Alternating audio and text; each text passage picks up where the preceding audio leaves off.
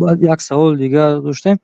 همه زکات مثال چه کنیم با روزه در توغوری بغالتا مثال در ماه شریف رمضان توغوری کنیم برای که انا زکات ما در ماه اکتبر توغوری غالدگی همین در رمضان توغوری شد میشد همین خیلی چی کردن. خب حاضر همین بعدی 3-4 ماه وقتی زکاتتون میبیاد همین خیر.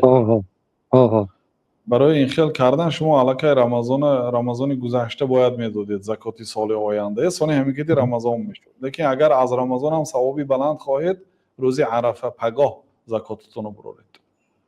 پگاه اگر برارید روز عرفه روزی معلوم است هر سال پیش از عید یک روز پیش روزه میدارید، روزی که الله تعالی گردنها را از آتش دوزخ نجات میدهد. بهترین روز در داخل سال است. حتی زکات دادن در دهه اولی ذوالحجه بهتر است از دهه آخری رمضان، چون پیامبر صلی الله علیه و سلم میگه ما العمل فی هذه الايام احب الى الله عز وجل من هذه الايام او كما قال علیه السلام ما من ايام العمل فيها احب الى الله عز وجل من هذه الايام، یعنی ایام العشر. یگان روزی نیست که عمل به الله تعالی محبوب تر باشه مثل این 10 روز. عملی صالح به الله تعالی در این 10 روز محبوب تر است از غیر این 10 روز. یعنی حتی از رمضان دیده در دهه اول ذوالحجه برآوردن زکات هم ثوابش بزرگتر است بنابراین به همین حدیث. بنابراین میتونید پگاه زکاتتون رو برید. اگر خواهید که رمضان برآوردنی شوید اون ماه اکتبر که نه اکتبر و سپتامبر که برید 10 روز 11 روز حقی کم دیر میتید، چون این ماهی که شریعت اینه به نظر نگرفته است. شریعت با ماه هجری قمری که ماه سال شماری قمری ماهتابی که حساب میکنن و این در یک سال 354 روز یا 355 روز است.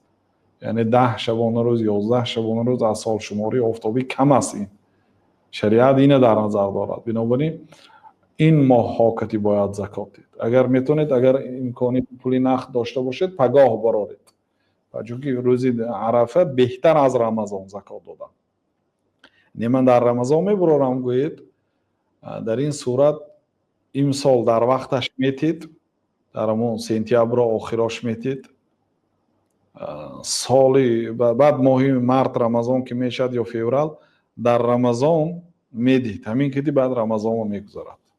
یعنی کمتر بر وقتتر میدید اگر ترتیب ویران کردنی باشه. بعد پول رو مثال تاجیکی حساب کردن در کار، روبل حساب کردن در کار که همش پولتون چی است؟ تاجیکی کردن؟ اصلا با کدام پول سر و کار دارید؟ پولی نقدتون با کدام پول است؟ اگه حاضر مثال در روسیه هستیم پول در کارت است مثال در اما روسی حساب میکنید. اما هر ابو هست که در بانک تاجیکستان هم هست پولی تاجیکی. جمع میکنید این به همش جمع میکنید یا که همش به دلار میگردونید و پولی روسیتون چند دلاری روسی دارید؟ 1000 دلار. تاجیکستان چند؟ 5000 دلار 6000 دلار شد. همش جمع میکنید همش 6000 دلار 2.5% زکات میبرید. رحمت. سلامت.